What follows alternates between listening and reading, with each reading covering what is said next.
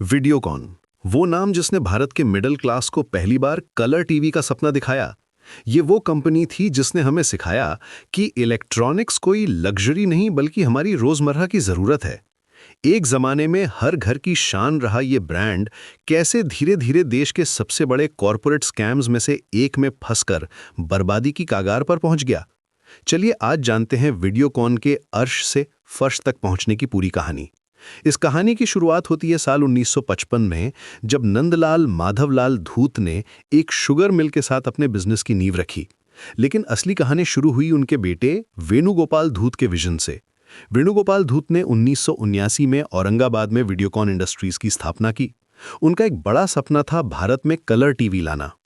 वो जापान की टेक्नोलॉजी से बहुत प्रभावित थे और वैसा ही कुछ भारत में करना चाहते थे। उन्हें बस एक सही मौके का इंतजार था। और वो मौका आया साल 1982 में, जब भारत में एशियन गेम्स होने वाले थे और दूरदर्शन ने कलर ब्रॉडकास्टिंग शुरू करने का ऐलान किया। यही वो पल था जिसकी वेणुगोपाल जी बरसों से तलाश कर रहे थे।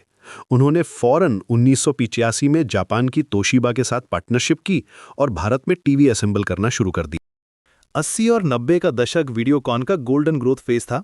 कलर टीवी के बाद कंपनी ने वॉशिंग मशीन, रेफ्रिजरेटर, एसी जैसी बड़ी और दूसरे होम अप्लायंसेज में भी कदम रखा। देखते ही देखते वीडियोकॉन हर भारतीय घर का एक जाना पहचाना नाम बन गया। लोग इस ब्रांड को बहुत पसंद करते थे और इस प्यार के पीछे का असल रीजन था इनका अफोर्डेबल रेट। वीडियोकॉन ने क्वालिटी प्रोडक्ट्स को आम आदमी की पहुंच तक पहुंचा दिया था। साल 2000 आते आते वीडियोकॉन ने ग्लोबल मार्केट में भी अपनी पहचान बनानी शुरू कर दी। उन्होंने सिर्फ 9 करोड़ रुपए में फिलिप्स का कलर टीवी प्लांट खरीद लिया। लेकिन साल 2005 वीडियोकॉन के लिए गेम चेंजर साल साबित हुआ। कंपनी ने इलेक्ट्रोलक्स इंडिया में 91.85% हिस्सेदारी खरीद ली और साथ ही पिक्चर ट्यूब टेक्नोलॉजी में ग्लोबल लीडर थॉमसन को भी एक्वायर कर लिया। ये देसी ब्रांड अब सिर्फ भारत का नहीं रहा, बल्कि चाइना, पोलैंड, इटली और मैक्सिको जैसी इंटरनेशनल मार्केट्स में भी अपनी जगह बना चुका था। यहां तक सब कुछ शानदार चल रहा था, लेकिन 2007 के बाद कंपनी ने कुछ ऐसे फैसले लिए जो आगे चलकर उसकी बर्बादी का सबसे बड़ा कारण बने। वीडियोकॉन ने अपने कोर बिजनेस यानी इलेक्ट्रॉनिक्स से हटके दूसरे सेक्टर्स में बहुत ज़्यादा डाइवर्सिफाई करना शुरू कर दिया। यही सोच धीरे धीरे उसकी सबसे बड़ी गलती साबित हुई। कंपनी ने crude oil exploration, telecom, DTH और स्मार्टफोन्स जैसे नॉन कोर बिजनेस में भारी इन्वेस्टमेंट किया।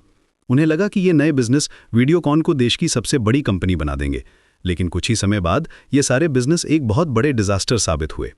Videocon telecommunications limited 2G spectrum scam में बुरी तरह फंस गई। साल 2012 में सुप्रीम कोर्ट ने स्पेक्ट्रम अलॉटमेंट को गैर कानूनी घोषित कर दिया और वीडियोकॉन के सारे लाइसेंस कैंसिल हो गए। इससे कंपनी को भारी नुकसान हुआ। उधर स्मार्टफोन मार्केट में भी वो डोमेस्टिक और चाइनीज ब्रांड्स के सामने टिक नहीं पाई।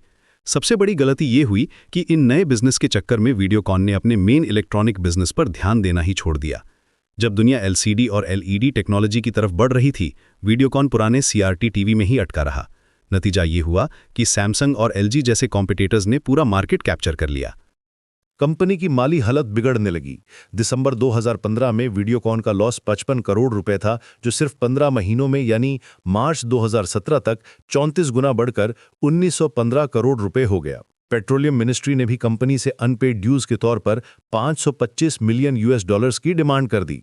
और फिर सामने आया वो स्कैंडल जिसने वीडियोकॉन की ताबूत में आखिरी कील ठोक दी। ये था ICICI बैंक की CEO चंदा कोचर से जुड़ा कॉर्पोरेट फ्रॉड।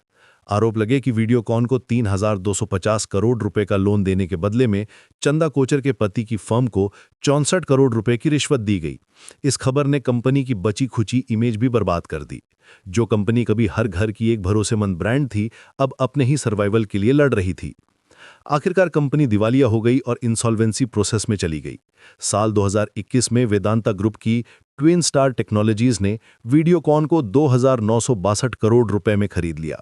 बैंक्स के लिए ये डील किसी झटके से कम नहीं थी, क्योंकि उन्हें अपने पूरे लोन्स में से सिर्फ 4.15% पैसा वापस मिला और बाकी 95.85% डूब चुका था।